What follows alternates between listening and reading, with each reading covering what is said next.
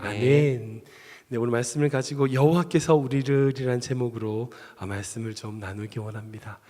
사랑하는 성도 여러분, 인생에 정답이 있을까요? 없죠. 있을 리가 만무하고, 만약 정답이 있다 하더라도 우리 삶에 그대로 적용한다는 것 역시 불가능합니다. 그러기에 인생을 어떤 가수가 이제 정답 없는 시험지다 이렇게 이야기를 하죠. 그리고 인생을 쓰다만 편지다 뭐 이렇게 노래하기도 합니다. 우리가 인생을 살다 보면요, 복잡하게, 정말 복잡한 문제를 많이 만나게 됩니다. 도저히 풀 수 없는, 정말 어찌 생각하면 이렇게 될 것 같은데 라고 하지만 풀 수 없는 문제들을 만나게 되더라는 거죠. 이렇게 해결하면 될 것 같은데 저게 걸리고, 저렇게 할 것 같은데 이게 마음에 걸리고, 그러니까 딱 떨어지는 정답을 찾을 수 없습니다. 그러니까 어떻게 딱 떨어지게 해결될 수 없다는 거죠. 특별히 이민 생활이 더 그런 것 같습니다. 더 복잡한 것 같아요. 많은 분들이 이민자들의 삶을 보면 복합적인 정체성의 문제라고 얘기를 합니다. 뭐 다들 그런 얘기를 하잖아요. 왜 그런 얘기를 해요? 서로의 관계를 가질 때 어떤 때는 한국 사람이었다가 어떤 때는 미국 사람이에요. 친하게 지내고 잘 얘기할 때는 한국 사람의 어떤 정에 끌리는 것처럼 대하다가 또 어느 순간에 딱 미국 사람처럼 쿨하게 딱 끊는 어떤 그렇게 이민자들의 삶을 볼 수 있습니다. 이게 복합성의 문제인 거죠. 그러니까 이민자들이 서로가 서로에게 그런 복합적인 정체성을 가지고 상처를 주고받는 그런 상처의 진흙탕을 뒹굴고 있는 것 같습니다. 우리가 정말 이런 삶에서 어떻게 해야 하나님이 기뻐하시는 삶을 살아갈 수 있을까요? 그러니까 교회에 나와서 예수를 믿는 것, 예수님께 기도하고 정말 신앙생활 잘하고 하나님 영광 돌립니다, 예배 잘 드립니다, 그러고 나서 전혀 다르게 세상에서 살면 됩니까? 그렇게 하면 될까요? 교회는 교회 일, 세상은 세상 일, 이렇게 딱 구분해가지고 교회 일은 이렇게 하고 세상 일은 저렇게 하고 그러면 답일까요? 아니요, 그렇게 될 수 없죠. 정답 아닙니다. 세상과 교회를 구분할 수는 없죠. 그렇게 할 수 없습니다. 우리가 교회 안에서 살아가는 모습 그대로 세상 가운데 살아야 되잖아요. 우리에게 주신 사명이 그거지 않습니까? 어떻게 해야 그렇게 세상 가운데서 살아갈 수 있을까요? 하나님의 기뻐하시는 삶을 살 수 있을까요? 소위 성공하는 사람들, 성공했던 사람들을 보면 어떻게 보면 남들과 다른 어떤 원칙이 있는 것을 볼 수 있습니다. 그러니까 어떤 그런 거목들, 정말 신앙이든지 세상적으로 성공했던 사람들을 보면 어떤 삶의 원칙이 있어요. 그러니까 별 큰 차이는 아닌데 작은 차이지만 어떤 자기 인생을 바꿔놓은 어떤 큰 원칙들, 삶의 원칙들을 있는 것을 보게 됩니다. 그 중에 한 명이 대표적인 사람이 누구냐면 벤자민 프랭클린이라는 분입니다. 여러분들 다 잘 아시는 분이죠. 모르신다고요? 아니요, 모두 다 아시는 분이에요. 아주 유명한 분입니다. 바로 이분입니다. 다음 페이지요. 모두 다 제일 좋아하시는 분. 누구나 다 제일 좋아하는 분. 저도 제일 좋아하고요. 미국의 건국의 아버지로 불려지는 초대 정치인입니다. 근데 유명한 것은 뭐냐면 이분이 그냥 정치인으로 유명한 것이 아니라 자기 관리, 자기의 어떤 삶의 관리를 잘 정리했던 사람으로 유명합니다. 플랭클린 플래너를 디자인하신 분이에요. 근데 이분이 쓰신 책인 The Way of Wealth, 그러니까 부의 법칙, 부와 성공의 법칙, 한국에서는 그렇게 번역되는데 그 책을 보면 자기 관리, 자기에 대한 어떤 역할이 무엇인지를 정확하게 세워놓고 있는, 원칙을 세워놓고 있는 것을 보게 됩니다. 여러분들 누구나 다 24시간이잖아요. 인간은 모두가 24시간입니다. 동일하게 24시간인데 그 24시간을 가지고 누구는 성공을 하고요, 누구는 실패를 합니다. 동일한 시간, 동일한 자원, 동일한 물자를 가지고, 자본을 가지고 어떻게 활용하느냐, 어떻게 하는가가 성공의 판가름이 된다는 거예요. 그리고 그 원칙을 가지고 이 세상에 살아가는 방법을 제시하는 책이 바로 이 책입니다. 한마디로 이 책을 줄이면 그 사람의 원칙이 그 사람의 인생을 바꾼다는 거예요. 여러분들은 어떤 원칙을 가지고 계십니까? 여러분들이 가지는 대인관계, 물질, 시간, 건강, 어떤 원칙으로 살아가십니까? 우리에게 있어서 정말 중요한 원칙이 있어야 됩니다. 그리고 그 원칙을 적용할 수 있는 사람이 되어야 됩니다. 그리고 우리 삶을 살아가다 보면 광야를 만날 때가 있죠. 어려울 때가 있습니다. 그리고 그 편한 길이 아니라 힘들고 어려운 그 길에서 하나님의 원칙대로 살아가야 되는 훈련을 해야 되는 거죠. 오늘 본문은 그 원칙을 잘 세워서 하나님께 인정받았던 한 인물을 볼 수 있습니다. 바로 다윗입니다. 다윗은 어떤 한 원칙을 잘 세워서 하나님께 칭찬을 들었던 인물입니다. 오늘 말씀으로 다윗이 자기 삶에 어떤 원칙을 세웠고 그 원칙을 어떻게 지킴으로 하나님께 인정받았는지를 함께 나누기를 원합니다. 먼저 본문의 말씀을 배경을 살펴볼 필요가 있어요. 오늘의 배경은 뭐냐면 먼저 다윗이 사울왕을 피해서 도망을 다닐 때였어요. 그 얘기는 아시죠? 사울왕이 다윗을 죽이려고 했어요. 그래서 다윗이 도망을 다녔습니다. 수년 동안 이스라엘 백성을 돌아다녔는데 도저히 숨을 데가 없어요. 그러니까 어떤 결정을 내리느냐? 27장 1절 말씀 보면 이렇게 있습니다. 같이 읽겠습니다. 시작.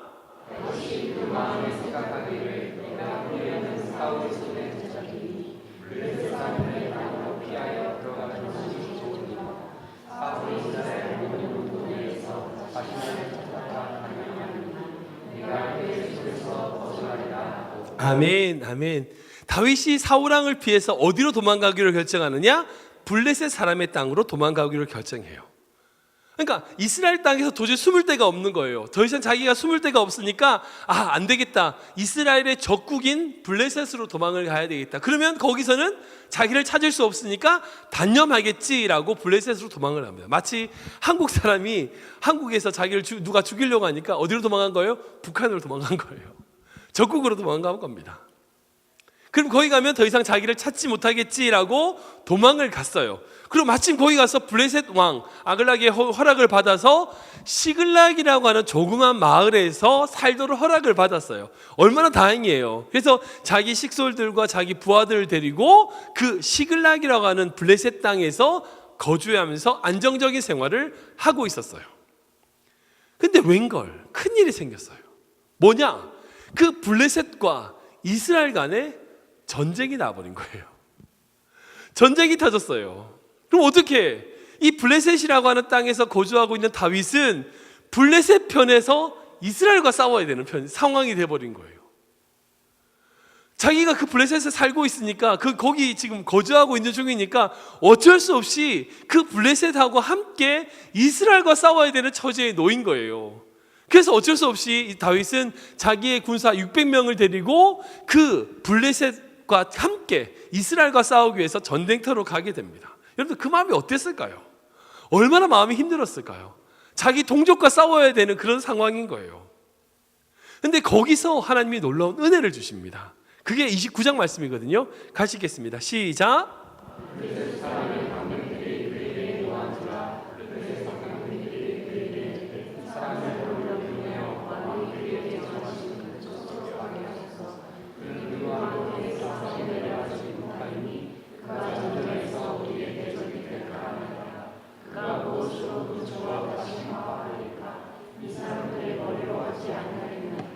아멘. 너무나 잘 된 거죠. 말씀 띄워주세요. 잘 보시면 그 이스라엘 같이 싸우려고 했던 블레셋 장군들, 방백들이 아니 다윗하고 같이 못 싸운다고, 같이 싸울 수 없다고 다 알죠. 이스라엘 백성의 장수였다는 거 다윗이. 자기들도 알아요. 이스라엘 백성이 장수였다는 걸 알아요. 근데 이스라엘과 전쟁 중에 갑자기 다윗이 어떻게 해요? 배신을 해서 내부에서 그 이스라엘 적군, 그러니까 블레셋 적군을 또 싸우게 되면 어떻게 된다는 거예요? 안 된다는 거예요. 그러니까 다윗하고 같이 이스라엘 못 싸운다는 거예요. 돌려보내야 된다는 거예요. 그 처소로 돌려보내야 된다는 거예요. 너무 잘 된 거죠. 다윗 입장에서 보면 이스라엘과 그 블레셋의 편에서 싸워야 되는 입장인데 아니 내가 같이 못 싸운다고 돌려보내십시오라고 하는 상황이 되니까 그냥 다시 돌아오게 된 거죠. 다행이죠. 같은 이러기도 저렇고 저러기도 애매한 상황이잖아요. 같이 블레셋하고 사서 이스라엘과 싸우기도 그렇고 그 중간에 배신해서 안 싸우기도 그렇고 그런 애매하고 힘든 상황에 있었는데 그때 다윗에게 하나님이 인도해 주셔가지고 그 전쟁에서 빠질 수 있도록 도와주신 거죠. 그래서 다윗은 기분 좋게 자기의 고향인 시글락으로 돌아오게 됩니다. 근데 여기 더 큰 문제가 생겼어요.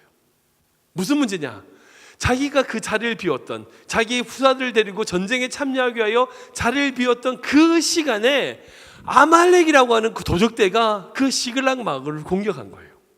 그리고 거기에 있는 모든 물건을 다 탈취해서 가버렸어요. 사람들이 그 전쟁터에서 돌아와서 자기 마을로 들어가 보니까 식솔들이 아무도 없는 거예요. 가족들, 아이들과 여자들이 다 잡혀가 버린 거예요. 재산들이 다 없는 거예요. 집이 다 불타버린 거예요. 난리가 난 거죠. 군사들이 절망감에 빠졌어요. 그래서 너무 화가 나는 나머지 다윗을 죽이려고 하는 그런 시도들도 합니다. 아무튼 중요한 건 다윗은 거기서 그치지 않았어요. 아니다, 쫓아가자, 다시 찾아오자. 그리고 그 군사들 600명이 다시 그 아말렉을 추격하기 시작합니다. 생각해 보세요. 그 전쟁터까지 갔다가 그냥 왔어요. 그리고 이 아말렉이 자기를 공격했다는 걸 알고 그 600명이 다시 추격하기로 시작한 거예요. 자지도 못하고 쉬지도 못하고 먹지도 못한 채 그 아말렉 군사를 쫓아갑니다. 정말 그렇게 쫓아가요. 나중에 말씀 보면 3일 동안 자지도 않고 계속 뛰었다고 그래요. 먹지도 못하고 계속 그렇게 뛰어가지고 그 아말렉 군사를 결국 쫓아가요. 그런데 문제가 뭐냐? 부솔 시내라고 하는 그 강가에서 그 600명 중에 200명이 낙오를 해버려요. 도저히 강을 못 건너는 거예요. 400명만 건너서 아말렉을 추격하고 200명은 그 부솔 시내에 남아버렸어요. 그리고 하나님의 인도에 주셔서 그 400명이 아말렉을 정말 완벽하게 무찌르는 역사를 보게 됩니다. 그리고 그렇게 전쟁에서 승리해서 아말렉을 다 무찌르고 가족들을 다 챙겨서 거기서 뺏은 모든 재산을 가지고 돌아와서 그 모든 물질을 나누는 분배에서의 문제가 오늘의 배경입니다. 근데 그 아말렉이 시글락 한 마을만 공격한 게 아니라 블레셋 지역을 다니면서 모든 마을에 있는 재산을 다 뺏어온 거예요. 그러니까 전리품이 되게 많았던 거예요. 그 많은 문제들을 어떻게 나눌 건가 하는 문제에 대해서 질문이 나온 겁니다. 여기서 질문, 여러분들이 다윗이에요. 그렇게 블레셋에, 그 아말렉에서 뺏은 블레셋 마을들의 모든 재산들이 여러분들이 차지하게 됐어요. 근데 그 물질을, 그 물건을 어떻게 나눌까요? 어떻게 분배해야지 가장 만족스러울까요? 어떻게 나누는 것이 가장 좋은 방법일까요? 이 중에 몇 명이 이렇게 주장합니다. 22절 말씀 오늘 적혀있거든요. 같이 읽겠습니다. 시작.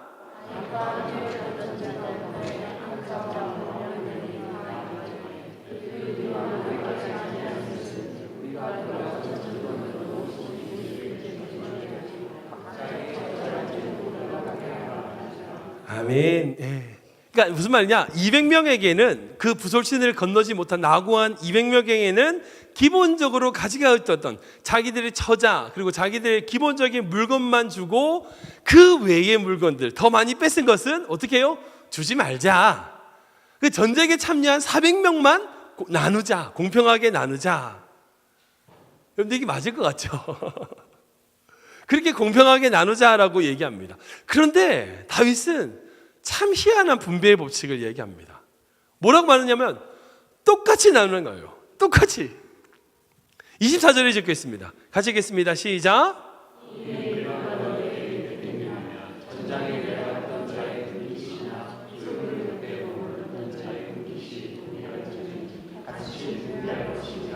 아멘. 다윗 좋은 얘기죠. 공정하게 나누자. 근데 생각해 보세요. 400명의 입장에서 이게 공정한 겁니까?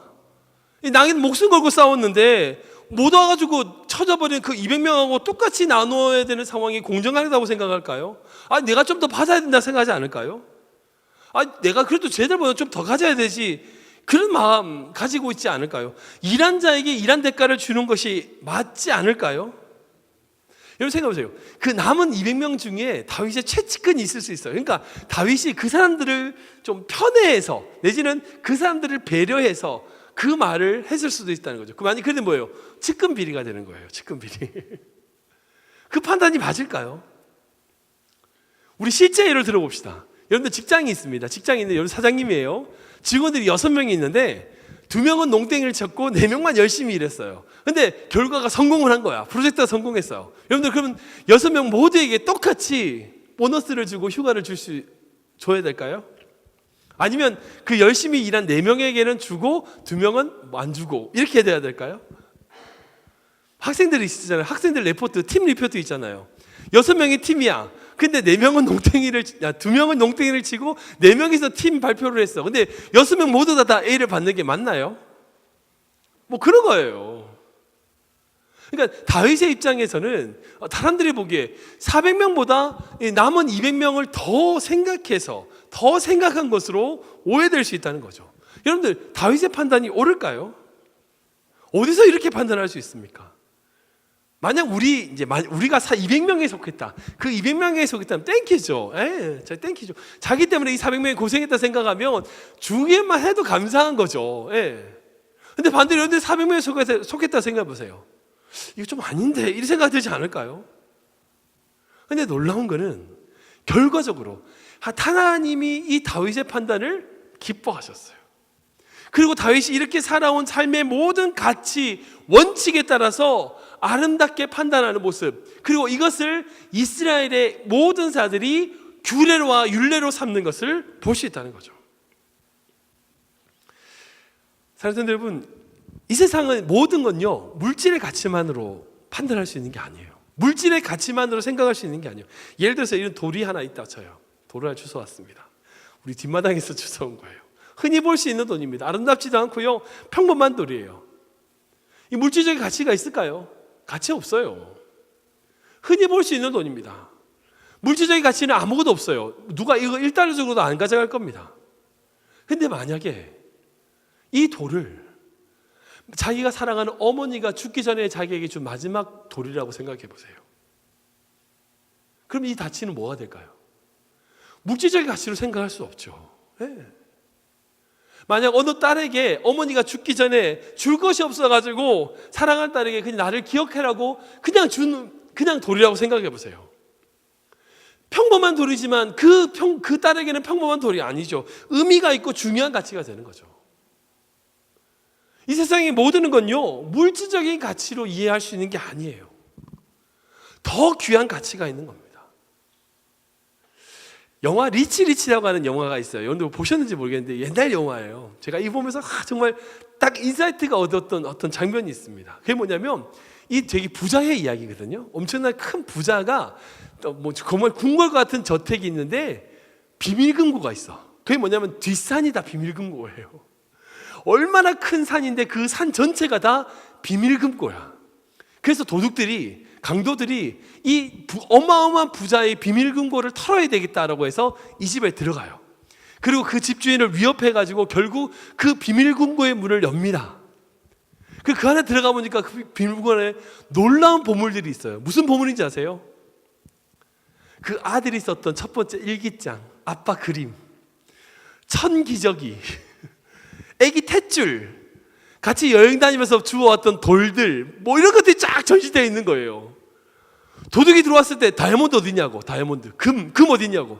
아니 그거 다 투자했지, 다 은행에 있지. 이게 진짜 내 보물이라고, 그런 얘기를 하는 거예요.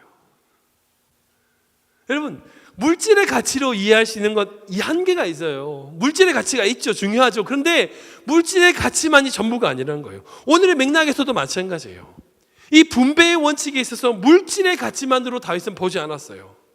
여러분, 다윗이 지금 자유시장, 예를 들면 자본주의 경제체제에서는요, 안 맞는 행동이에요. 일한 만큼 줘야죠. 맞죠? 그것이 맞는 거예요. 능력 있는 사람이 더 받는 겁니다. 더 많이 가져야 돼요. 그런데 다윗은 이 가치를 단순하게 물질적인 가치로만 보지 않았어요. 어떤 가치로 받느냐? 23절에 이렇게 기록하고 있습니다. 같이 읽겠습니다. 시작.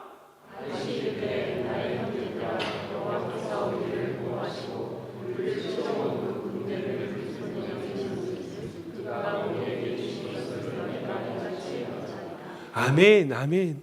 어떤 가치로 봤어요? 하나님이 주신 거라는 거예요. 하나님이 주신 거라는 거예요.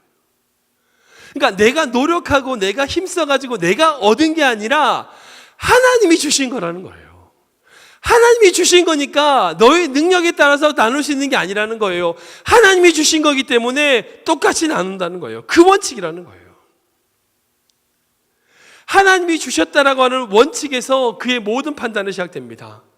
자기의 노력으로, 자기 힘으로 그 자기에게는 능력에 따라서 분배되는 것이 아니라, 여러분 그게 하는 게 당연하죠. 자본주의는 그게 마땅합니다. 그런데 원초적으로 그게 아니라는 거예요. 하나님이 주신 거고 하나님이 이루신 것이기 때문에, 하나님이 주신 것이기 때문에 공정하게 나눠야 된다는 거예요. 여러분 생각해 보세요. 그 400명, 그렇게 싸워서 400명이 똑같이 싸웠을까요? 아니요. 어떤 사람은 100명을 죽였어요. 모두가 다 100명 죽였나요? 아니요. 어떤 사람은 10명을 죽였어.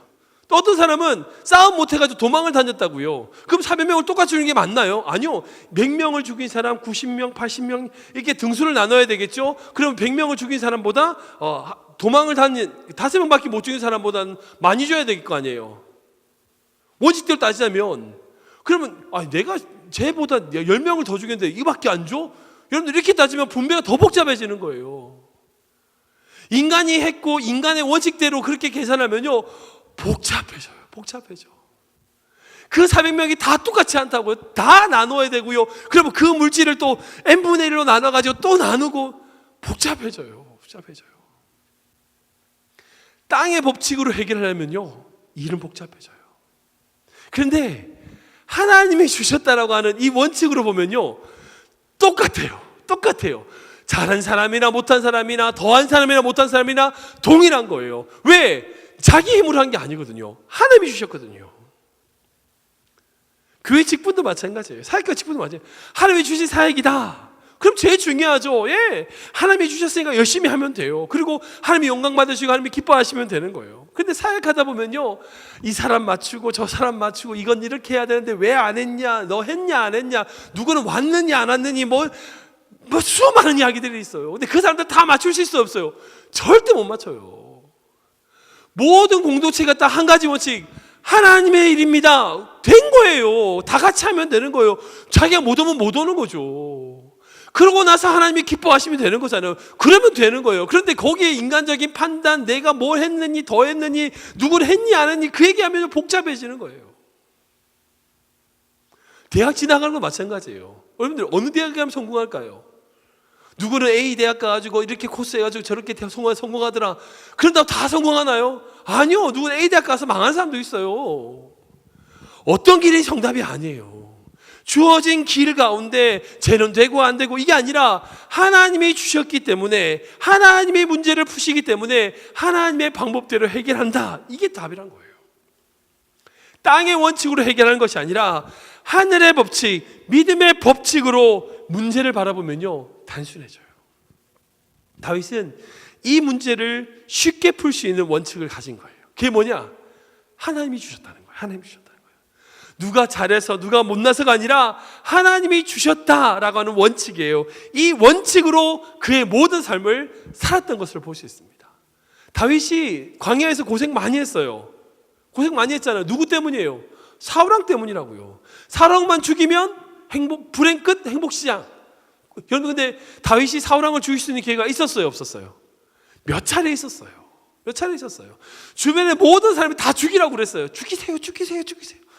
안 죽였어요. 아니 명분 만들면 돼요. 이유 만들면 된다고요. 죽일 수 있는 기회도 있었다고요. 근데 왜 안 죽였어요?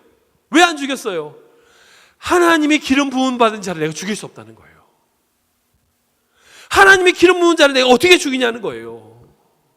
이 원칙 하나밖에 없었어요. 이 원칙으로 그의 삶을 살았어요. 결국 이것 때문에 다윗은 왕이 될 수 있었어요. 여러분 생각해 보세요. 다윗이 사울의 아들인 요나단과 친하잖아요. 그러니까 자기 아버지를 죽이고 나서 이 요나단이 왕이 되면 문제가 해결될 것 같죠? 해결 안 돼요. 요나단이 자기 아버지 죽인 그 다윗을 어떻게 보겠어요? 나중에 또 어떻게 마음이 변할 수도 있고 상황이 어떻게 바뀔 수도 있고, 나중에 보면 사울왕과 요나단이 다 죽고 나서 아브넬이라고 하는 장군을 통해서 5년이나 다른 왕이 세워집니다. 다윗이 바로 왕이 못 돼요. 정치는 되게 복잡한 거예요. 오히려 더 다윗이 사울왕을 죽임으로 왕이 못 됐을 수도 있어요. 그런데 그의 원칙, 하나님이 기름 부은 자를 내가 죽일 수 없다라고 하는 이 원칙대로 살았기 때문에 다윗은 왕이 될 수 있었다고요. 다윗은 모든 문제를 다 그렇게 해결했어요. 자기에게 이익이 되든 이익이 안 되든, 내가 손해를 보든 손해를 보지 않든 어떤 환경에서도 하나님이라고 하는 원칙, 하나님이 주신 것이라고 하는 이 원칙대로 그의 삶을 살았던 것을 볼 수 있다고요. 이후에 다윗은 이 물질을 또 어떻게 나누느냐, 26절 말씀 보면 적혀 있습니다. 같이 읽겠습니다. 시작.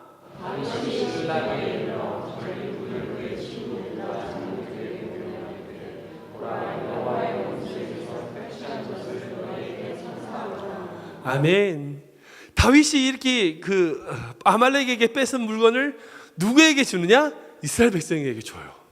그러니까 그 당시에 이스라엘과 블레셋이 전쟁하고 있었단 말이에요. 아말렉이 블레셋 지역에서 탈취해서 물건을 뺏은 물건을 어디다 줘요?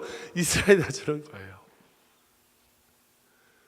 이 당시에는요, 사울왕이 살아있을 때였어요. 사울왕과 요나단이 살아있을 때였어요. 그러니까 자기가 왕이 될 수 있는 가능성이 전혀 없을 때야. 그러니까 무슨 사전 선거 운동 그런 거 아니에요. 정말 순수한 마음으로 하나님이 주신 것이니까 나누겠다는 거예요. 이 순수한 마음으로 나눴어요. 이 나눔을 통해 어떻게 된지 아세요? 결국 이 유다 장로들이 다윗을 기억해요. 그리고 그것을 통하여 다윗이 이후에 왕이 될 수 있었다는 거예요. 이것을 통하여 다윗은 하나님이 나에게 주신 것이기 때문에, 하나님이 나에게 허락하신 것이기 때문에 하나님이 주신 것을 함께 동포와 나누기를 원하는 그 순수한 마음으로 나눈 것뿐이에요. 여러분, 내 힘으로 했고 내 능력으로 했으면 내가 먹은 게 당연하죠. 내가 누리는 게 당연해요. 내가 가지는 게 당연해요. 그런데 하나님이 나에게 주신 것이기 때문에 나눌 수 있다는 거예요. 여러분들이 사업 성공하시고 여러분들이 돈을 버시는 거 여러분들이 능력으로 하셨으면 여러분들이 쓰시는 게 맞아요. 여러분들이 충분히 누리시는 거 맞아요. 그런데 하나님이 여러분들이 주신 것이라면 하나님의 뜻 가운데 다른 이들에게 나눌 수 있는 마음을 가져야 돼요. 왜? 내가 한 게 아니거든요. 하나님이 주신 거거든요. 여러분들 공부, 여러분들의 능력, 여러분들의 지식, 여러분들의 IQ로 공부를 잘해서 지금 여러분들 여기 왔다고 생각하세요? 그렇다면 여러분들이 공부해가지고 여러분들이 성공하시면 돼요. 여러분들이 공부한 만큼 여러분들이 성공하시면 돼요. 그리고 그 성공한 거 누리시면 돼요. 그런데 하나님이 여러분들을 여기까지 인도하셨다면, 그렇게 지혜를 주셨고 공부하게 하셨다면, 그리고 그런 지식을 허락하셨다면 그 지식과 그 공부를 통하여 다른 이들을 섬기는 삶을 살아야 돼요. 왜? 하나님이 주신 것이니까. 말씀을 정리하겠습니다. 인생은 답이 없습니다. 처음 말씀드린 대로 어디로 가야 될지 정할 수 없어요. 어디가 정답인지 알 수 없습니다. 근데 중요한 건요, 어떤 상황과 어떤 환경에서도 내 삶을 결정지을 바른 원칙이 있어야 됩니다. 원칙이 필요합니다. 내 삶을 바르게 결단할 수 있는 바른 원칙이 필요합니다. 여러분들, 이것을 다른 말로 믿음이라고 합니다. 믿음은요, 내가 딱 구원받는, 그냥 구원받기 위해서 받아놓은 차표가 아니에요. 믿음은요, 내가 오늘 하루하루를 살아가는 나의 삶의 원칙입니다. 혹시 여러분들의 삶이 좀 복잡하십니까? 좀 복잡하신가요? 혹시 여러분들 믿음대로 살지 않아서 그런 거 아닌가요? 그 이유를 보면 대부분 막 인간적으로 판단해서 이건 이렇게 꼬여 있는 건 아닙니까? 400명 생각해서 어떻게 나눠야 될까 뭐 생각한다고 복잡하신 거 아닌가요? 처음에는 옳게 보일 수 있죠. 그런데 중요한 것은 그 모든 문제에서 핵심은 하나님이 주셨다는 거예요. 믿음의 눈으로 바라봐야 된다는 거예요.